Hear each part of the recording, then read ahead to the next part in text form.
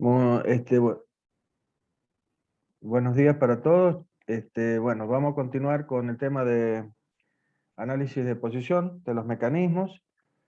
Habíamos dicho rápidamente cómo analizábamos la posición de un mecanismo desde el punto de vista, desde una técnica como la técnica gráfica, o sea, el análisis gráfico. El conocimiento que tenemos del mecanismo es las longitudes de las barras. Esas van a ser nuestros parámetros conocidos en este desarrollo. Y el ángulo de entrada θ2, que es el ángulo del eslabón 2, pues para el caso de la geometría, o sea, para el caso que estamos tratando, que es la geometría, el parámetro independiente, en este caso, va a ser el ángulo θ2, que es el ángulo del eslabón de entrada. ¿Cuáles son los parámetros desconocidos y que debemos determinar a través de este análisis gráfico? Los ángulos θ3 y θ4, que forman los otros dos eslabones. Y que dijimos que trazábamos de la forma que les expliqué ya, ¿no es cierto? Usando un compás y trazando a escala esos, esos eslabones, y de esa manera, una vez que lo tenemos trazado, que tenemos definido el punto B, que es el punto que se obtiene por la intersección de las dos líneas de trazo que definen la longitud del eslabón 3 y del eslabón 4, con centro el 3 en la junta A y el 4 con centro en la junta o pivote fijo 4.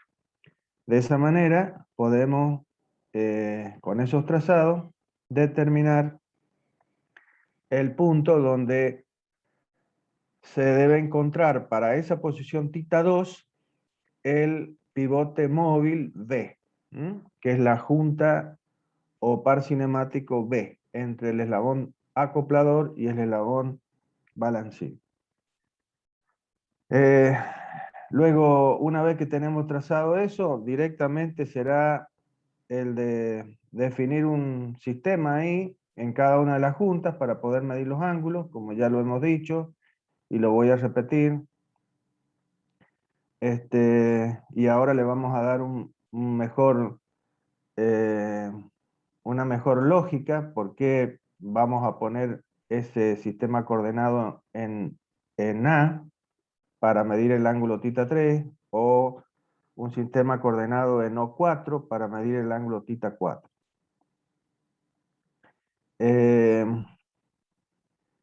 Y de esa manera, con un goniómetro o un transportador, vamos a poder medir esos ángulos, y la precisión estará en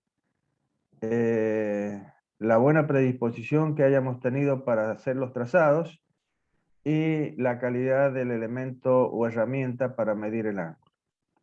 Que si lo hacemos bien, les aseguro que obtenemos valores muy precisos. Bien, de cualquier manera, yo les dije que si nosotros necesitamos determinar los ángulos θ3 y θ4 para 180 posiciones de el ángulo θ2, o sea, de 180 posiciones de el eslabón de entrada 2, o sea, para 180 valores de θ2, o sea, variando θ2 cada 2 grados, vamos a tener que hacer 180 trazados. Y la información que surja de uno de los trazados no sirve para el otro trazado. Básicamente se deben hacer los 180 trazados para poder lograr obtener los θ3 y θ4 correspondientes a cada θ2 de entrada. Es decir, es un sistema bastante laborioso para realizar. De cualquier manera, tenemos la forma analítica para poder llegar a obtener este mismo objetivo, pero aplicando ecuaciones analíticas que incorporaremos a un programa, y el programa nos calculará todos los valores de θ 3 y θ 4. El tema pasa por encontrar esas ecuaciones, determinar las ecuaciones que me van a relacionar los ángulos θ 3 y θ 4 con los diferentes parámetros de este eslabonamiento o configuración de eslabones. Bien.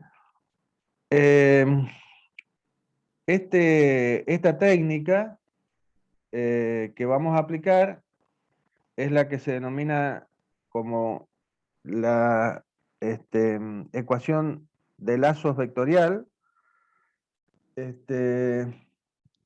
Y básicamente, aplicándola a un mecanismo de 4 eslabones como el que tenemos ahí,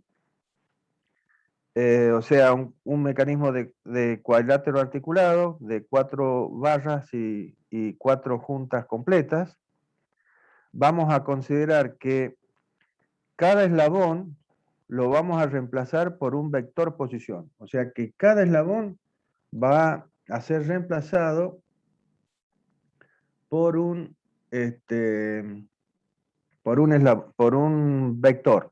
vector posición. De tal manera que vamos a formar un lazo o polígono cerrado de vectores. Entonces, el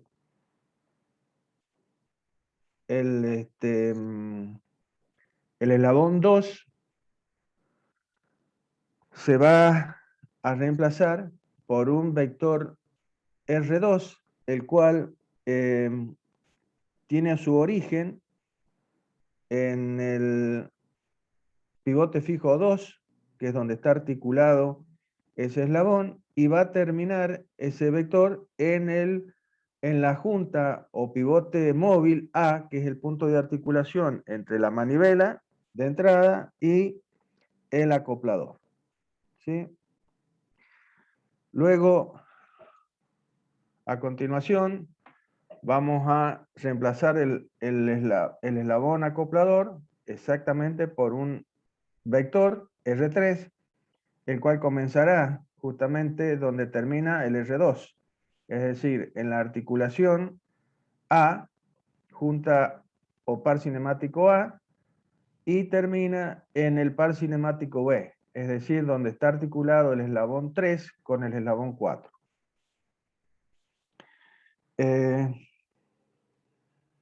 El eslabón 4 también lo vamos a considerar como un vector, que en este caso vamos a elegir colocar el inicio de ese vector en el pivote fijo O4. Articulación entre el balancín 4 y el bastidor, en este caso, a través del pivote O4. Y termina ese vector en la articulación B, que es la junta entre los dos eslabones, 3 y 4.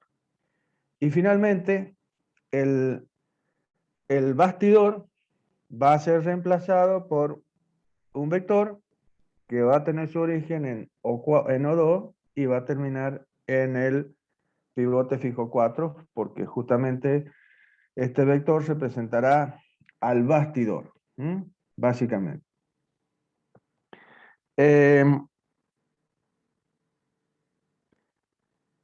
Entonces, el tema es que nosotros vamos a reemplazar a cada vector, a cada eslabón, por un vector, lo cual esto va a conformar un lazo o polígono de vectores, el cual debe ser cerrado, de tal manera que la suma de los vectores que integran este lazo debe ser igual a 0. ¿Ah? ¿Por qué? Y porque me va a dar una figura cerrada, básicamente. Porque es una figura cerrada. En el caso del cuadrilátero articulado, ¿no es cierto? Como es un mecanismo de un grado de libertad, nosotros tendremos como variable de entrada el ángulo θ2, como ya sabemos, y nuestros incógnitas son justamente el ángulo θ3 y θ4, que es el que debemos determinar, básicamente. Las longitudes de las barras, como ya sabemos, son valores que seguramente hemos obtenido ya a través de la síntesis de eslabonamiento. ¿Mm? Bien. Aquí hay algo que hay que tener y que yo quiero mostrar, indicarlo, porque generalmente cuando vienen a rendir, ustedes hacen los dibujos y uno a veces le pregunta, ¿y por qué lo hiciste así al dibujo? ¿O por qué planteaste esto así? Y bueno, y ahí nos encontramos con el hecho de que hay un bachecito ahí siempre en por qué hicimos las cosas así. Y eso no puede ser, porque básicamente el análisis, llegar a una ecuación está basado en una serie de condiciones que nosotros estamos aceptando o de, ¿cómo les puedo decir? Convenciones que estamos aplicando. Entonces, hay que tener claro estas cosas, básicamente. Y como lo que vamos a hacer es un estudio geométrico, ¿sí? De posición, básicamente, y esto va a estar referido a un sistema, a los sistemas, como hemos dicho, los sistemas o marcos de referencia que el ingeniero o la persona que va a hacer ese análisis, seguramente un ingeniero, va a utilizar ¿para qué? Para hacer más cómodo su análisis, para hacer más fácil la resolución del problema. La idea es justamente esa, hacer que llegar a una ecuación sea más simple. Básicamente está en eso. El hecho de que nosotros elijamos los sistemas de referencia, la colocación y la ubicación de los sistemas de referencia a nuestro placer, con un único fin, el fin de que el análisis que nos va a llevar a encontrar las ecuaciones a través de las cuales vamos a expresar las variables desconocidas, sean más simples.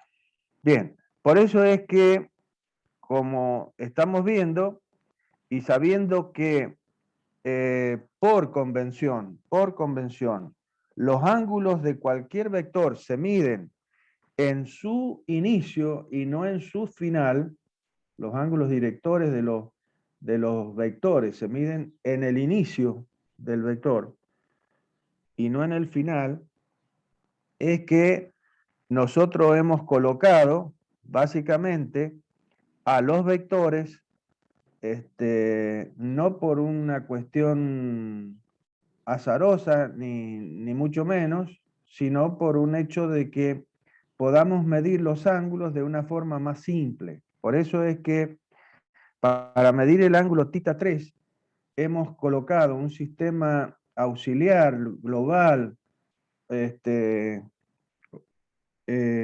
local,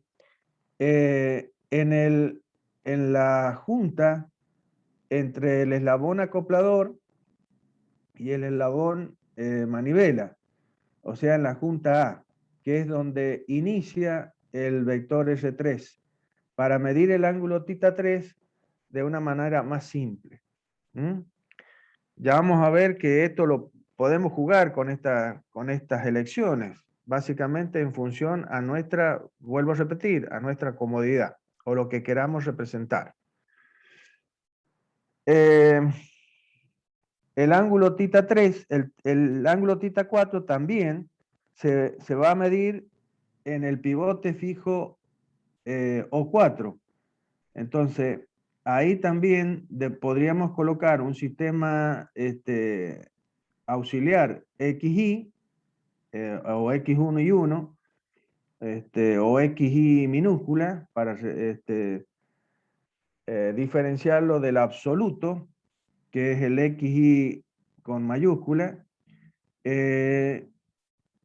y definir el ángulo θ 4.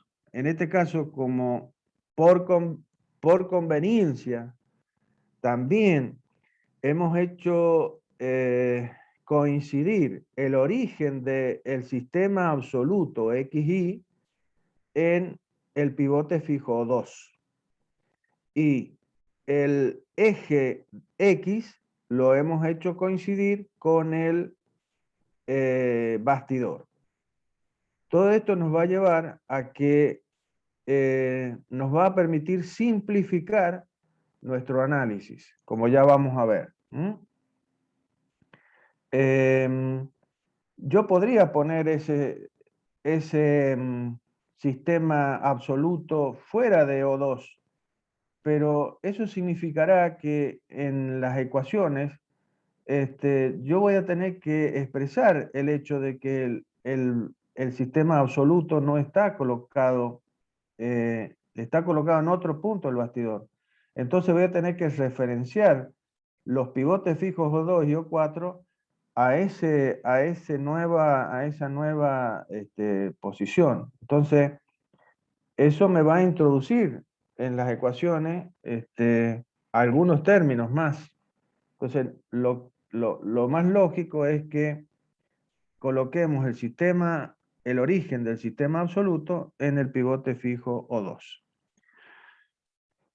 Y que hagamos coincidir el eje con el bastidor, con el eje del bastidor. El eje X del sistema de referencia absoluto con el eje que representa, el eje baricéntrico que representa al bastidor, que es la línea O2 o 4. Bien.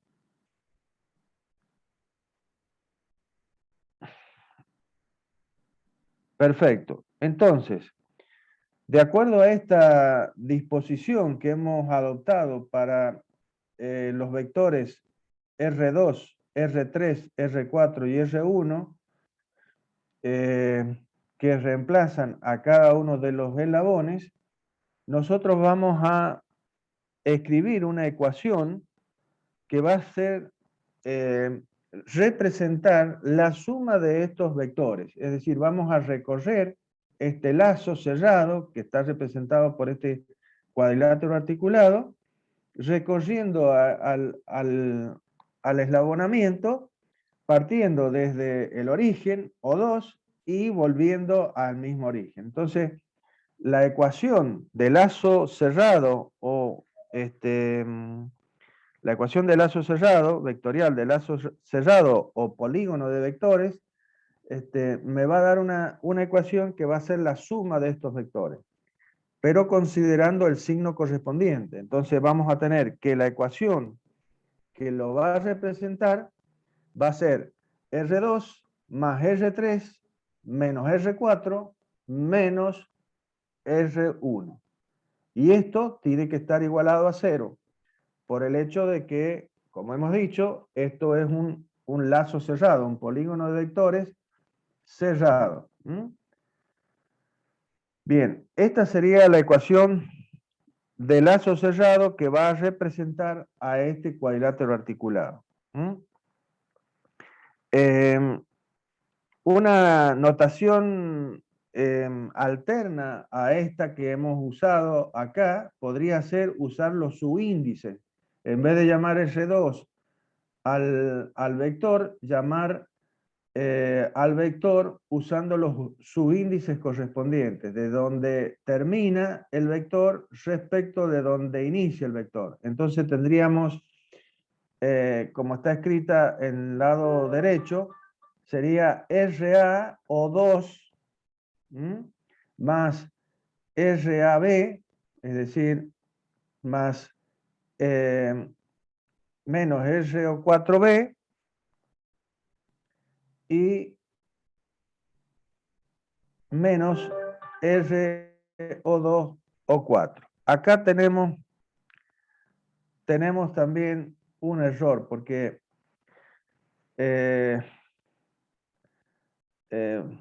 básicamente el vector de posición relativo siempre se coloca el final respecto del inicio. Entonces, por favor, Manuel, esto lo tenemos que corregir. Bien, ¿Me escuchas, Manuel? cuál es el error? Perdón. Quedan 10 Y que minutos del módulo. estos son vectores posición relativos. Entonces, RB de A, RAB sería un vector que tendría la dirección opuesta a la que hemos indicado. Porque el vector S3, que es el SAB, es el acoplador, comienza en A y termina en B. Entonces, el vector de diferencia o vector de posición referencia al punto final respecto del inicial. Entonces, la forma de expresarlo abajo es de RB respecto de A. El otro sería RB respecto de O4. Y el otro sería R de O4 respecto de O2. Ese es el tema. Y el primero sería R de A respecto de O2. ¿Por qué no está O2 acá? Y porque O2 es el origen del sistema absoluto. Entonces, cuando nosotros referenciamos un vector al origen del sistema absoluto, o sea, se sobreentiende que es el origen del sistema absoluto, por lo tanto no se considera el subíndice. Se coloca directamente RA, como está puesto ahí. Perfecto, ya está Eso no corregido. pasa. Bien. Eso no pasa con el vector R O2, O4, O2. ¿Por qué?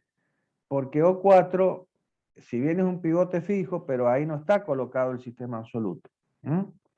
Entonces sí tengo que poner R O4, O2 en ese caso. Bueno, en este vector también no hace falta colocar O2. Solamente hay que poner R O4.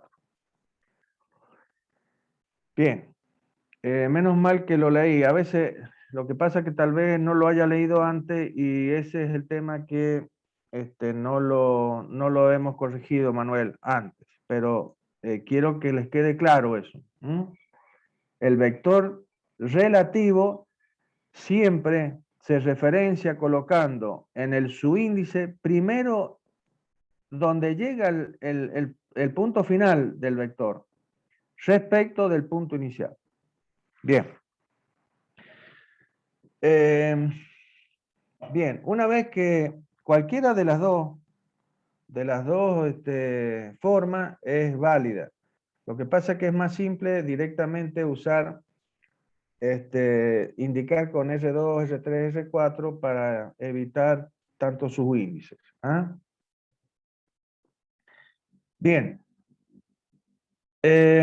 Como hemos dicho que vamos a utilizar la notación de los números complejos para definir o para expresar a los vectores posición, entonces vamos a realizar esta acción, básicamente reemplazando o expresando a cada vector por la forma polar compacta que habíamos visto. Que era justamente expresar a cada vector por el módulo de ese vector multiplicado por la función e a la j tita, donde tita es el ángulo director del vector correspondiente. Bien, para también evitar colocar muchos subíndices y cosas así, es que básicamente el libro adopta la forma de expresar el módulo, porque podríamos haber puesto R2 por E a la J tita 2, donde R2 minúsculo representaría el módulo del vector R2 mayúscula. Pero para simplificar un poco la cosa, es que al módulo del vector R2 le hemos llamado A. Al módulo del vector R3 le hemos llamado B. Y así sucesivamente. Al de R4 le hemos llamado C. Y al de R1 le hemos llamado D. O sea que A, B, C y D son los módulos de los vectores R2, R3 y R4 y R1, que son los módulos de esos vectores, son los valores de las longitudes de cada uno de los vectores. Bien, por lo tanto, expresado en su forma polar compleja, el vector R2 será A por E a la J tita 2, el vector R3, B por E a la J tita 3, menos C por E a la J tita 4, menos D por E a la J tita 1, que es el vector R1. Y esto igualado a 0. Bien, en esta ecuación vectorial, expresada a través de la forma polar compleja de los vectores, nosotros tenemos cuatro variables, digamos así. ¿Por qué? Que serían los ángulos de cada uno de los vectores. Las longitudes o los módulos de los vectores sabemos que son conocidos porque son las longitudes de los eslabones. Ahora, de los cuatro ángulos, el tita 2 es una variable conocida porque es nuestra variable independiente. Es la variable que nosotros vamos a manejar. Y por la disposición que hemos hecho en relación con la ubicación del sistema absoluto XY, haciéndolo coincidir al eje X con el bastidor, el ángulo del vector R1 va a ser 0. Entonces, de esa manera, vamos a tener que las únicas incógnitas a resolver van a ser el ángulo tita 3 del eslabón acoplador y el ángulo tita 4 del eslabón balancí, que son los dos eslabones de salida de este cuadrilátero articulado.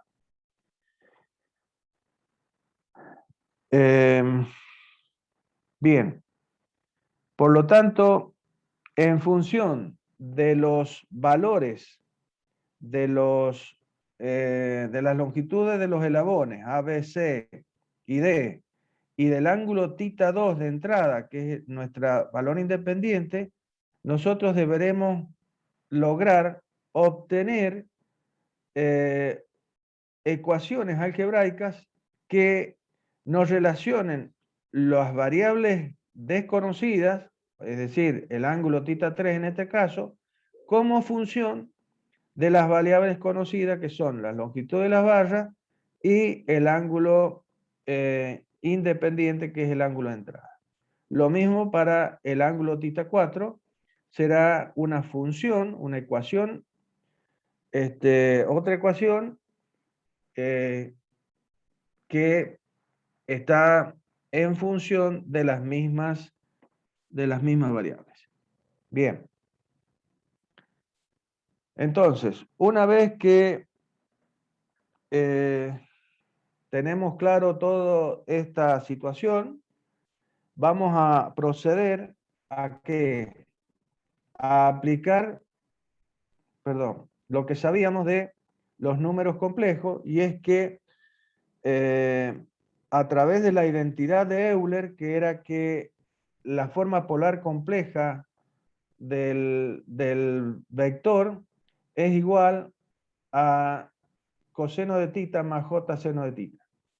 Por lo tanto, lo que vamos a hacer es, en la ecuación vectorial del lazo cerrado, reemplazar a cada función e a la j tita por la correspondiente coseno de tita más j seno de tita, que es lo que queda acá. Entonces, tendremos a por e a la j tita, pero que será coseno de tita 2 más j seno de tita 2. Lo mismo para b, por coseno de tita 3,